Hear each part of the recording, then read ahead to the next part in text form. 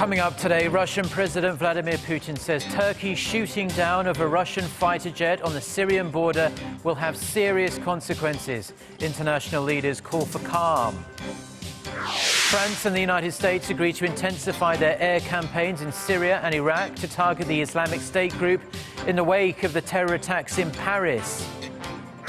Plus, the governor of Korea's central bank says the increasing competitiveness of Chinese companies poses a grave risk to Korean firms. Stay tuned for these stories and more.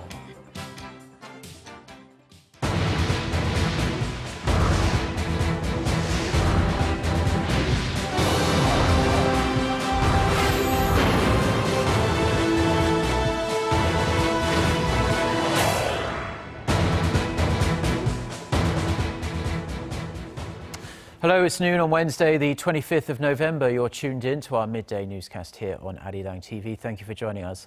I'm Mark Broome. And we start with the reaction to Turkey's downing of a Russian warplane near the Syrian border. Russia's President Vladimir Putin has described the incident as a stab in the back by accomplices of terrorists. NATO, of which Turkey is a member, has called for calm and de-escalation of what it called a serious situation. Park Se-young reports. Tensions between the former Cold War enemies escalated on Tuesday after Turkish fighter jets shot down a Russian warplane that Turkey says had violated its airspace. Russia rejected Turkey's claim, and Ankara responded by asking for an emergency NATO meeting. This is one of the most serious clashes between a NATO member country and Russia in half a century. Writing first to the UN Security Council, Turkey said it shot down the jet, which had flown more than 1.6 kilometers into its airspace for 17 seconds, despite being warned 10 times in 5 minutes to pull away. The Turkish president added that in recent weeks, Turkish airspace has been violated numerous times during Russian airstrikes on Syria, but Turkey's, quote, cool-headedness had prevented worse incidents in the past. Nobody should doubt that we made our best efforts to avoid this latest incident, but everyone should respect the right of Turkey to defend its borders. Rejecting Turkey's claim, Russia's President Vladimir Putin says the jet was about 1 kilometer inside the Syrian border when it was hit. He warned the incident would have serious consequences for the two countries' relations. While calling for de-escalation, NATO says the alliance stands in solidarity with Turkey. Meanwhile, the Russian military confirms that one of the two downed pilots had been shot dead by rebels inside Syria. Park Se-young, Arirang News. Now, France and the United States are to intensify their respective air campaigns in Syria and Iraq, targeting the so-called Islamic State group.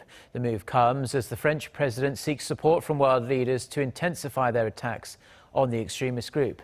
Our Son Jong-in reports. Less than 2 weeks after the deadly attacks in Paris, the leaders of the United States and France sat down together to reaffirm their commitment to destroy the Islamic State militant group. The two met at the White House on Tuesday. At a joint news conference following their meeting, U.S. President Barack Obama pledged to serve justice by stepping up efforts to combat terrorism alongside its European partners. This barbaric terrorist group, ISIL, or Daesh, and its murderous ideology pose a serious threat to all of us. It cannot be tolerated, it must be destroyed, and we must do it together. French President François Hollande said the two countries will increase their airstrikes both in Syria and Iraq and broaden the scope. However, he said France will not intervene militarily on the ground. Both leaders also agreed on the importance of closing the Turkish border to limit the movement of extremists into Europe.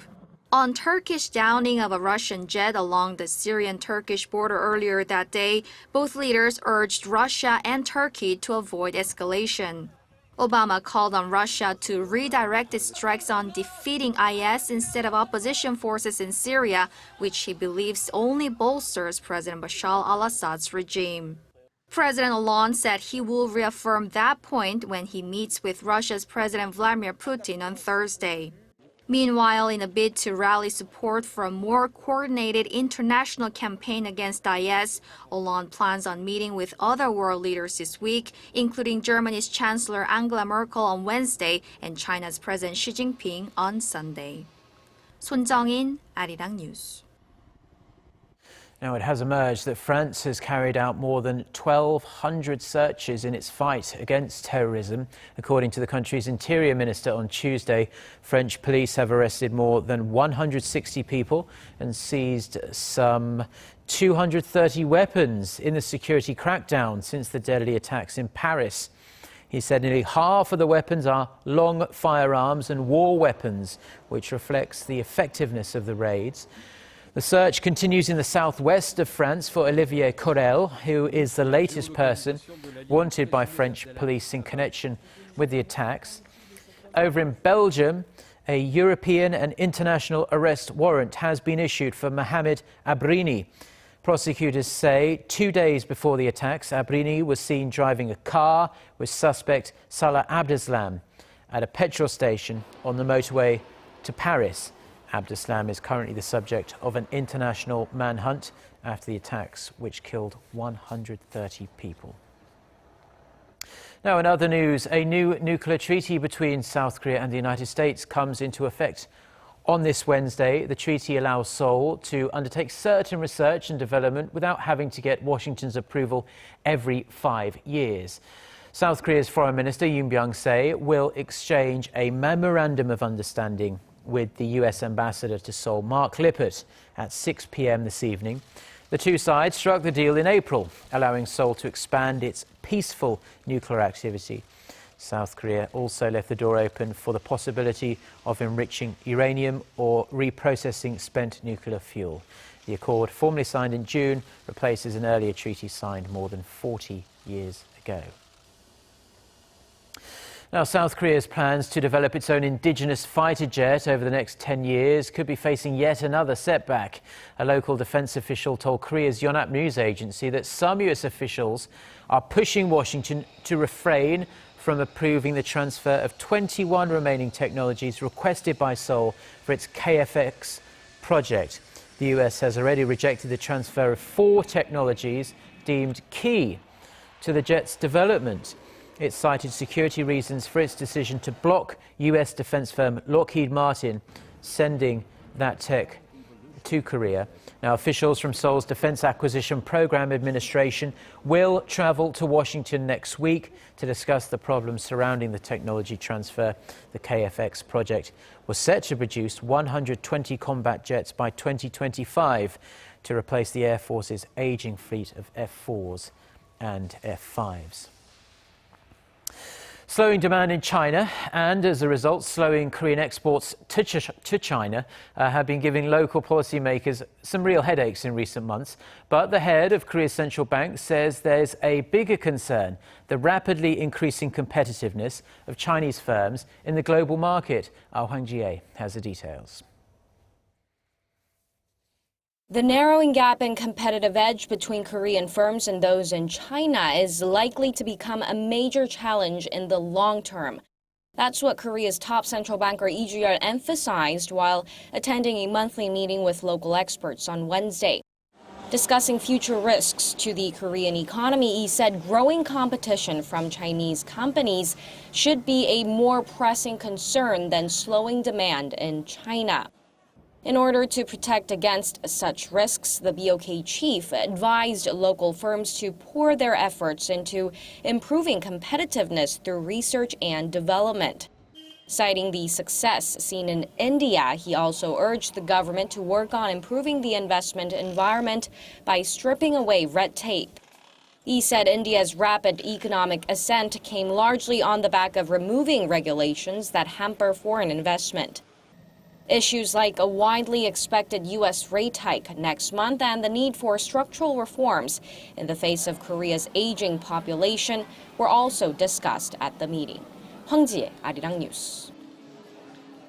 Now, Korea's role in the world's TV panel market is being threatened by Chinese rivals. According to Taiwanese researcher Wits View this Wednesday, global shipments of Chinese firms' TV panels in October rose while Korea's dropped. China's number 2 display company, China Star Optoelectronics Technology, exported 2.5 million panels in October, placing 5th in the global market. It actually outpaced Taiwan's AU Optronics Corporation, which saw a 5% on-month drop in the same month. While Korea's Samsung Display and LG Display still lead the world market, their October shipments actually dropped by 20 and 10% respectively. But industry watchers say that Korean firms with their high-quality OLED or OLED technology can counter the growing Chinese threat. 6 years ago to this day, Korea became a member of the OECD's Development Assistance Committee, meaning it officially became a donor nation. For a look back at Korea's brief history in the organisation and its role going forward, Lee-Suan reports. Here in Korea, November 25th is also known as Official Development Aid Day, as it's a day when the country joined the OECD's Development Assistance Committee 6 years ago. Korea's becoming member of DAC means that Korea now has to help other countries as not only moral obligation but also mandatory obligation as a part of a national policy. Korea's brief donation history began 2.5 decades ago with small volunteer dispatches and modest loans.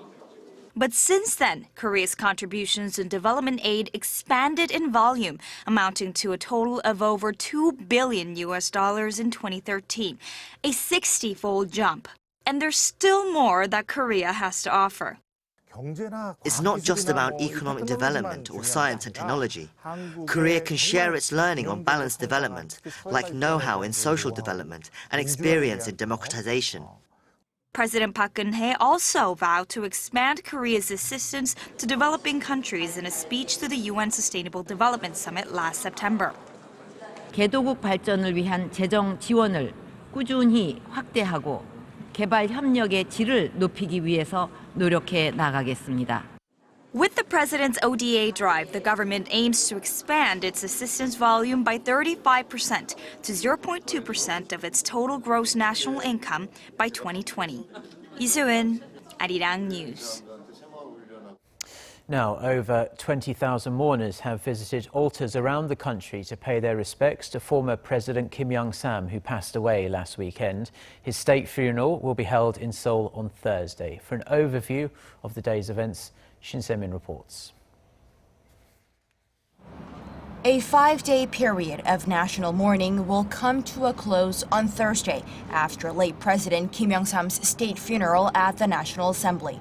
Proceedings will be similar to the grand funeral, or 국장 as it was called, that was given to late former President Kim Dae-jung in 2009. Kim Youngsam will be the first person given a state funeral under the State Funeral Act since it was revised in November of last year. Funeral music will announce the beginning of the ceremony, and the hearse will make its way to the ceremony hall. A memorial altar will be set up in front of the National Assembly, and the bereaved family and the chief funeral commissioners will be seated in front of the row. The ceremony will begin with a silent tribute, along with a reading of Kim's achievements in life. The eulogy will be delivered by former National Assembly Speaker Kim Soo-han, who was part of the Sangdo faction led by Kim Youngsam. Protestant Christian, Catholic, and Buddhist rites will be performed at the funeral. The state funeral will come to an end with floral tributes and incense burning by Kim's family and diplomatic delegations. The funeral procession will depart from the National Assembly and will take a final trip around Kim's home in Sangdo-dong in Dongjakgu District on his way to the Seoul National Cemetery. Kim Youngsam will be laid to rest by other former presidents, Lee Seung-man and Kim Dae-jung, Korea's first and the 15th president. Shin Se-min, Arirang News. The final patient suffering from Middle East respiratory syndrome in Korea died earlier today. Health authorities say the 35-year-old man who tested positive for the virus in June was discharged from hospital in October but readmitted again after showing symptoms. The patient had been battling blood cancer before contracting MERS. He is the 38th person to die of the virus in Korea, bringing the fatality rate to 20.4%. It's unclear if Korea will make a final announcement on the official end to the outbreak, which can be made 28 days after the last patient is out of quarantine. The World Health Organization has already declared an end of transmission in Korea. Now, we're almost out of time, but we'll take a quick weather report before we go, as Seoul saw its first snow of the season this morning, although it was actually more like sleet. Heavier snow, though, has been falling in Korea's northwestern Gangwon-do province. Up to 20 centimeters is forecast to fall in the region's mountainous areas through Thursday morning, so do take good care if you are driving in that part of the country. It will feel slightly milder than yesterday, though, with afternoon highs reaching double digits in Seoul. With that, let's take a look at the weather around the world.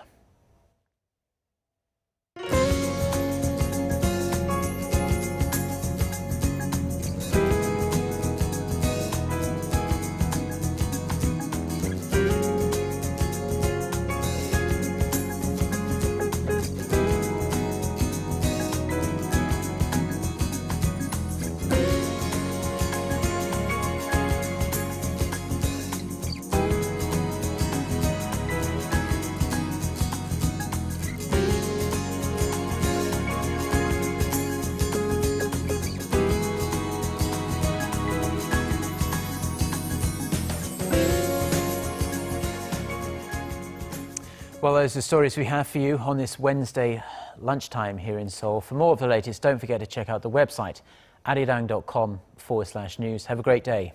Goodbye.